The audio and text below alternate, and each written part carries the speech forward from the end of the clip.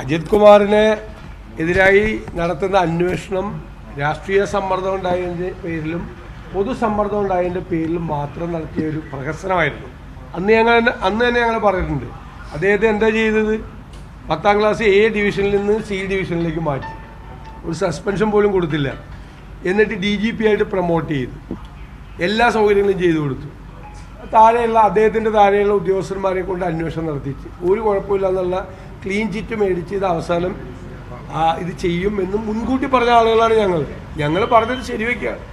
അന്വേഷണം മുഴുവൻ പ്രഹസനമായി മാറും എന്ന് പ്രതിപക്ഷം ആദ്യം തന്നെ പറഞ്ഞതാണ്. ആ പ്രഹസനമായിട്ടാണ് അന്വേഷണം മാറുന്നത്. ഗുരുതരമായ ആരോപണങ്ങളാണ് അദ്ദേഹത്തിനെതിരായിട്ടുണ്ടായത്, ഗുരുതരമായ ആരോപണങ്ങൾ. അപ്പോൾ പക്ഷേ മുഖ്യമന്ത്രി അദ്ദേഹത്തോട് കമ്മിറ്റഡാണ്. കാരണം മുഖ്യമന്ത്രിയുടെ ദൂതനായിട്ടാണ് അദ്ദേഹം RSS നേതാക്കളെ കണ്ടത്. അത് മുഖ്യമന്ത്രിക്ക് അദ്ദേഹത്തെ പ്രൊട്ടക്റ്റ് ചെയ്യാനുള്ള ബാധ്യത അദ്ദേഹത്തിനുണ്ട്. അദ്ദേഹം പറഞ്ഞിട്ടാണ് ഇദ്ദേഹം പോയി എല്ലാവരെയും കണ്ടേക്കുന്നത്. അല്ല അജിത് കുമാറിൻ്റെ ആവശ്യത്തിന് വേണ്ടിയിട്ടല്ലല്ലോ RSS നേതാക്കളെ കണ്ടത്, മുഖ്യമന്ത്രിയുടെ ആവശ്യത്തിന് വേണ്ടിയിട്ടാണ് കണ്ടത്.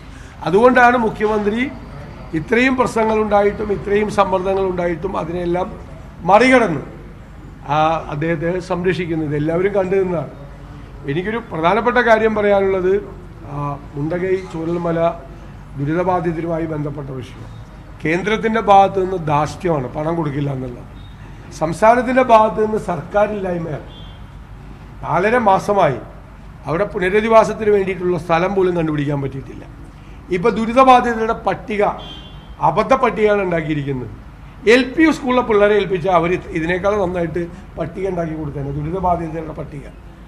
ആയിരക്കണക്കിന് ആളുകളൊന്നുമില്ലല്ലോ ദുരിതബാധിതർ, അല്ലേ? ആയിരക്കണക്കിന് ആളുകളൊന്നുമില്ലല്ലോ. പരിമിതമായ ആളുകളാണ് ദുരിതബാധിതരായിട്ടുള്ള ആളുകൾ. ആ ദുരിതബാധിതരുടെ പട്ടികയിൽ പോലും 100 പേരുടെ പേര് ഇരട്ടിപ്പാണെന്നാണ്. അപ്പം ഒരു സൂക്ഷ്മതയില്ലാതെ കൈകാര്യം ചെയ്യുകയാണ്. 4 മന്ത്രിമാരെ അവർ ചുമതലപ്പെടുത്തി.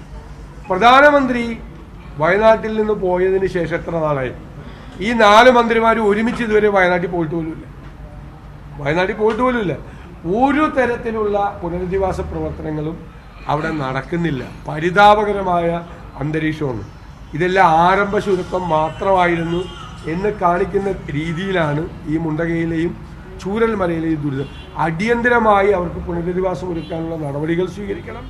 ഞങ്ങൾ പറഞ്ഞു വന്നു, മൈക്രോ ഫാമിലി പാക്കേജ് വേണം. അതുൾപ്പെടെയുള്ള നിരവധി കാര്യങ്ങൾ ചെയ്യാൻ ഗവൺമെൻറ് ബാധ്യസ്ഥമാണ്. ഗവൺമെൻറ് അത് ചെയ്തിട്ടില്ല എന്നത് വളരെ ദൗർഭാഗ്യകരമായ കാര്യമാണ്. നമ്മളെ ഈ കാര്യത്തിലുള്ള സമീപനം ഞങ്ങൾ ആലോചിക്കേണ്ടി വരികയാണ്.